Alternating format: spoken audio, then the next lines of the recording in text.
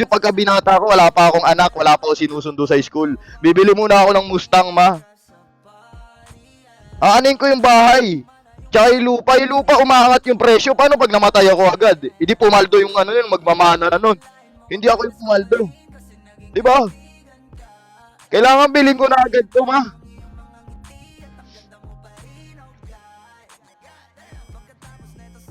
Walang tao, 70 lang. De, pero pag ano kasi, pag bumili naman ako ng sasakyan, ang mahal naman ng diesel, kung malas-malas ka naman talaga ano, sa buhay ngayon, no? Isipin mo yung fully, ano na ako, fully decision. Nabibili ako last month. Putyang gala, tumaas yung diesel, sabi ko. Putyang gala, e-bike ko na talaga ito. O yan, Gian, thank you. Joshua, thank you. Chini, thank you. Ayoko ng BYD, guys. Putyang gala, pinahawak nga ako ni father ng Gili, eh. Putyang gala, naninibago ako. Ayoko ng sasakyang maraming sensor, pang mga may hinang nilalang lang yon.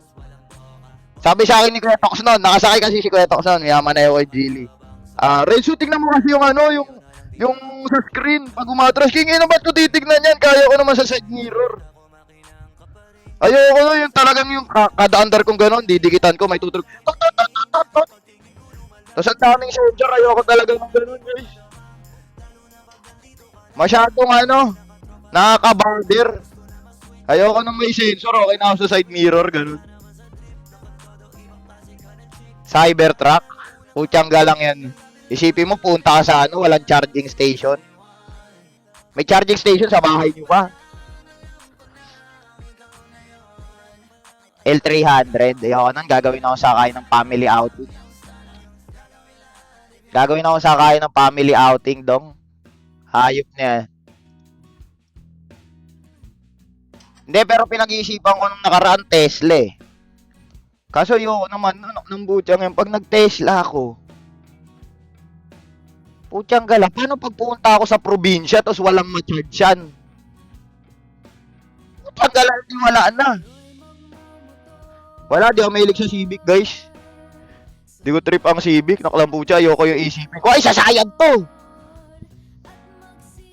Ewan ko ba, di pa naman ako tatay, pero pag sa sasakyan, ang mga naging hawak ko na kasing sasakyan ngayon, meron kaming 4x4, nakahawak na rin ako ng Mirage. Yung Mirage, mukha akong Grab driver nun, kaya ayoko.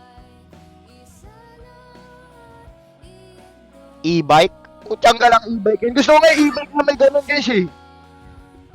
Tapos lalagyan ko ng kurtina para di ako titingin side mirror. Magkakamote ako, bubusinan ako ng Fortuner, di ko papansinin. Gigit na ako sa daan. Pag may bumbero, ambulansya, sila yung mag-a-adjust sa akin.